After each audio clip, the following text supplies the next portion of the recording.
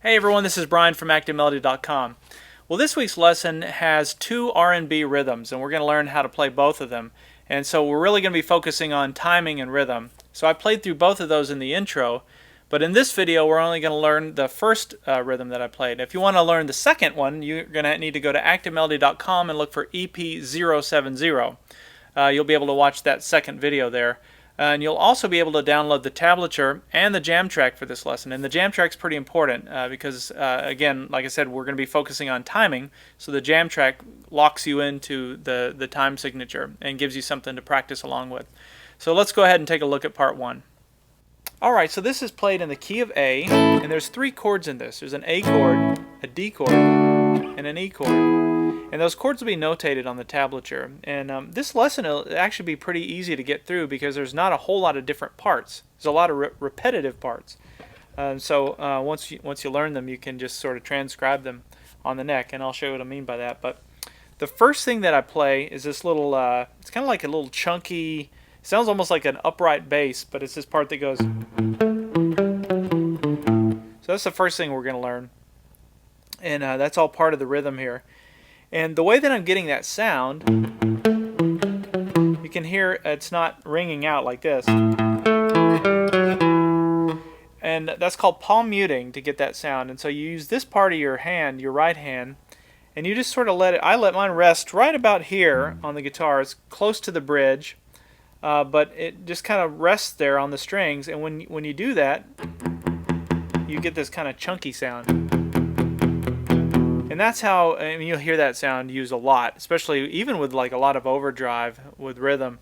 But that's how you get the sound, is you just let your hand sort of rest on the strings, and it almost mutes them a little, dampens them, so that the notes don't ring out like this. You get that sound. Okay, so that's the technique with that. Now let's go through the fretted notes. So the first thing is starting with my pointer finger on the 5th fret, 6th string. And we're going to do two of those. That's the first two notes you're going to play. Then I take my ring finger and I come up here to this 7th fret, 4th string. And that's actually an octave higher than where you were. So this is an A note, and this is an A note. You can see it's the same note. One's just an octave higher than the other. So that's how we do that. And then I use my middle finger to come down here on the 7th fret, 5th string to play that note. So we have.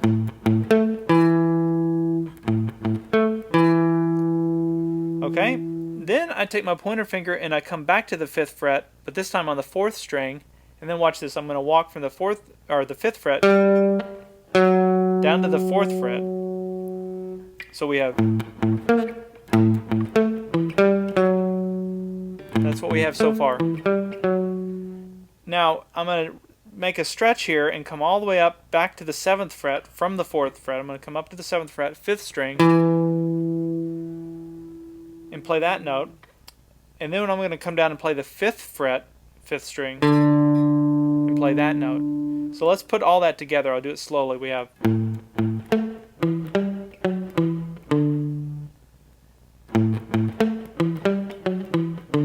And really that's all there is to that rhythm part, and it just repeats from there. So it goes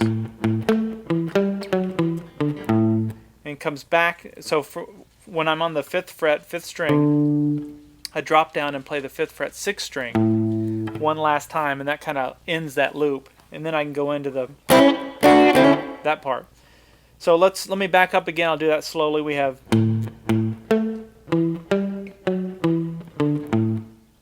And that's all you're going to practice for now. In fact, you could do that with the jam track if you feel like doing it up to tempo. If you're not ready to do it up to tempo, don't even bother with the jam track. Just try tapping your foot or set a metronome.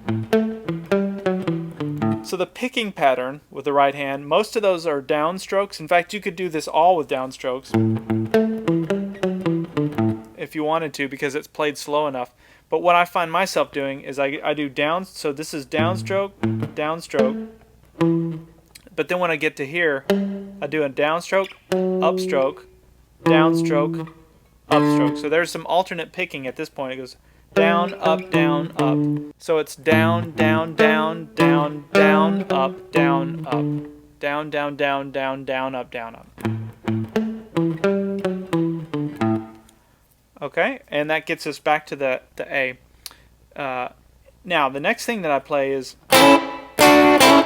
this little part. And what I'm doing for that is I'm borrowing the first 3 strings on the 5th fret, and I'm only going to play strings 2 and 3. So I'm going to play those 2 notes, and then as soon as I play them, I hammer on with my middle finger onto the 6th fret, 3rd string. And you'll see me do that a lot in a lot of lessons. And you'll hear piano players do that same thing. It's kind of building into a chord. It gives it a real bluesy feel. So that's all I'm doing. As soon as I play those 2 strings, I go ahead and hammer on there with my middle finger. Then I come up here and bar the first 3 strings on the 7th fret with my ring finger. Again, only playing strings 2 and 3. Just those 2. And then back to do this little chord build like this. So when you put those well, it's really 3 parts together, it sounds like this. Alright, so let's talk about the timing of this. So this is how you would count this. It's 1 and 2 and 3 and 4 and... So you can see that that comes in on the 2, that comes in on the 3, and then that last time through comes in between the 3 and the 4. It comes in on the 3 and, or the and of 3. So see how it comes in just a little bit ahead? So it's not like this. It's like this. So it's those little nuances that really make your playing stand out. So just remember that. You could play it on the beat. There's nothing wrong with that.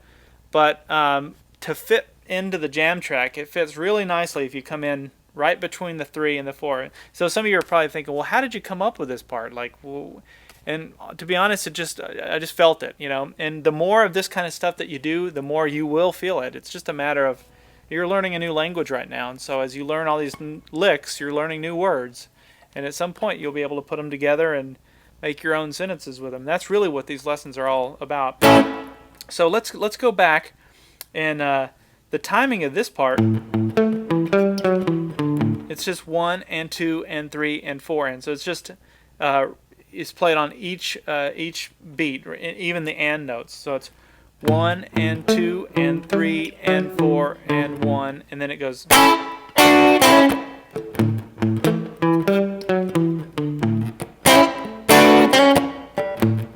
You can start to feel it even without the jam track.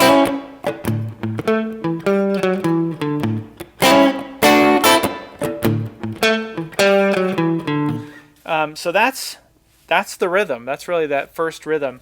Now so that's how you'd cover the A part of the song. Now when it comes to the D part, there's 2 ways you can do this. I'm going to show you the way that I did it in the intro, but I'll give you an alternate way.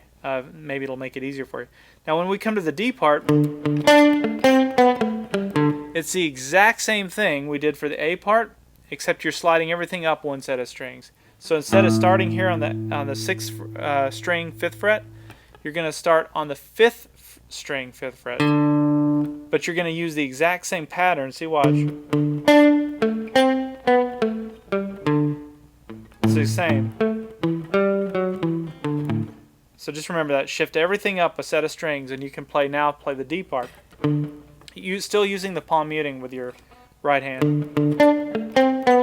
Now that's one way to do it. If it makes it any easier, you can take the same shape that you're doing here and slide it up here so that your pointer finger goes down on the 10th fret 6th string, which is right here. You can see this is the same notes exactly. It's just a different position.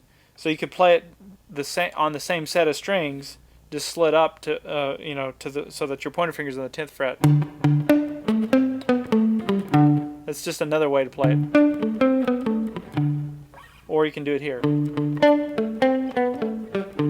I thought it was easier to do it here since you're already there. You're just jumping up 1. But the only reason I wanted to suggest this is when we play the little chord part, the little chord build thing, it's up here. So it just depends on what's easier for you. If it's easier for you to go ahead and get up here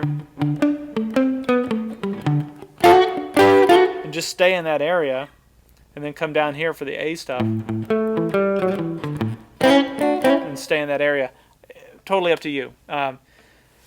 But here's I'm going to show you the way I did it, which was here. Okay, so we've really got those notes. There's no need for me to walk through them all because you already got them.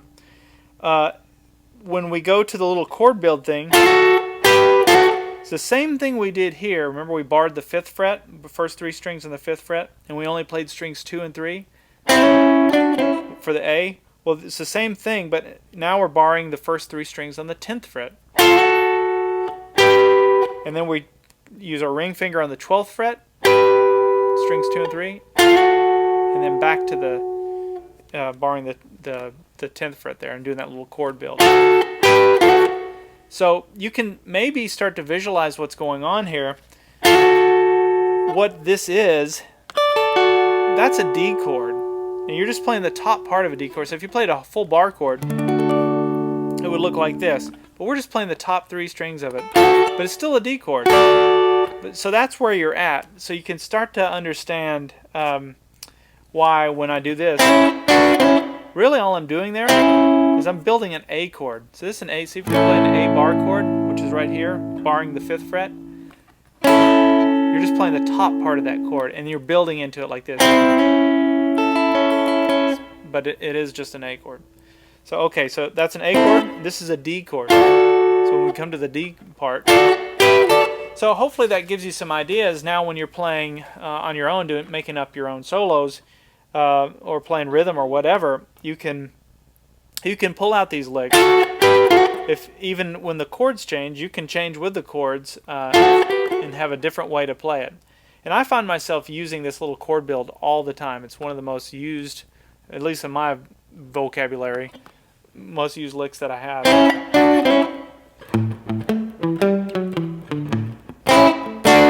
So here's what we have. Now jump up a set of strings. Now we're back to the A. Then I came to the E part, which I went.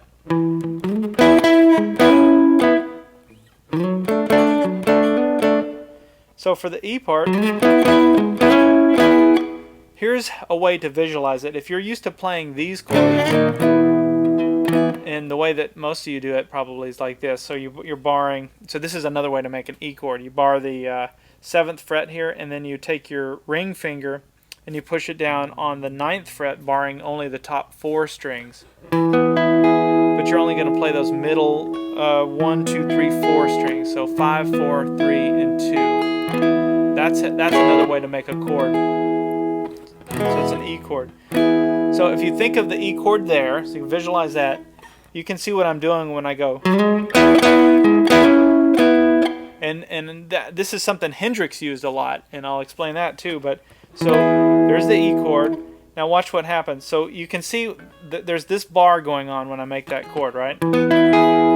So when I'm sliding up like this, it's really replaced now with my pointer finger. So when I go, that's just part of this E chord shape. It's just a different way to play it. So I start by sliding or putting my pointer finger down, or I'm sorry, my ring finger down the 9th fret 5th string, and we're going to slide up to the 11th fret all on that 5th string, and then my pointer finger goes down and bars the first 4 strings on the 9th fret. But when I play it, I'm really only playing strings 4 and 3, those middle 2 strings there. So it's. So once I put that bar goes down, it stays down. Ring finger comes back to the 11th fret, 5th string, and then I do a hammer on here, watch. So that hammer on is happening on the 4th string. So I'm playing, again, strings 4 and 3.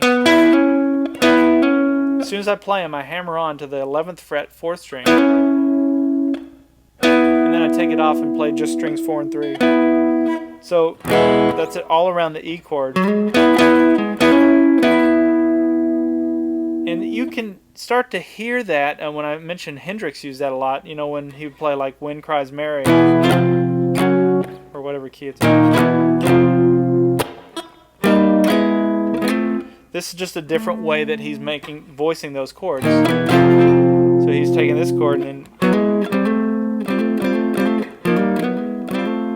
which is kind of cool. And actually, I always think of that as the Wind Cries Mary chord, just because I think the first time I realized how this works, it was in learning that song.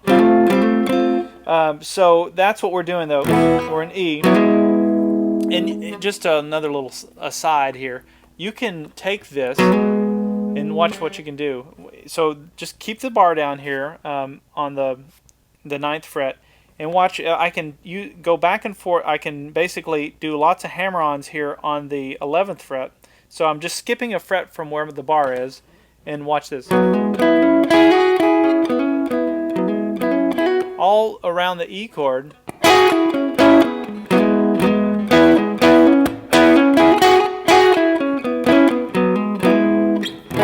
That gives you some different ways to play an E chord. So if there was an E chord in a song, instead of getting down here in first position and just doing jangly open note stuff, you can come up here and go.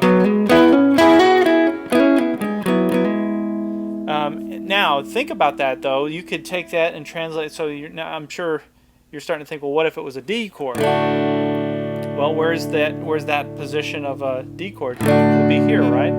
So now that would look like this. You some different ways to kind of play around with those chords, and so that's all I'm doing when I go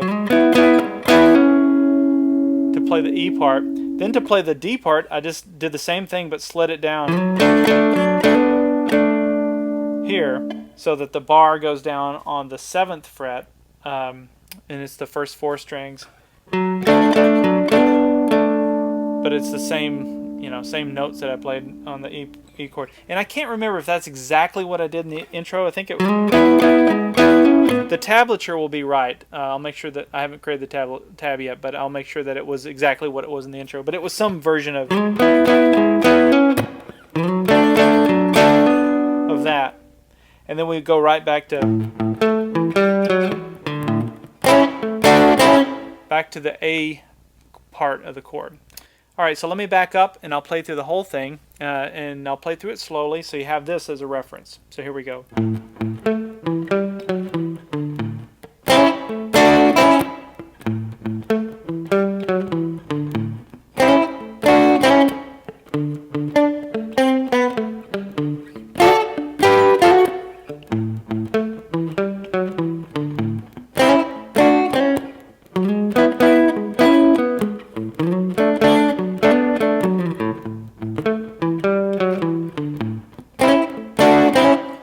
Okay, so that's all we have in this part. If you want to watch what I played, the other rhythm that I played in the intro, you're going to want to go to activemelody.com and look for EP070, and you'll be able to watch the part 2 video.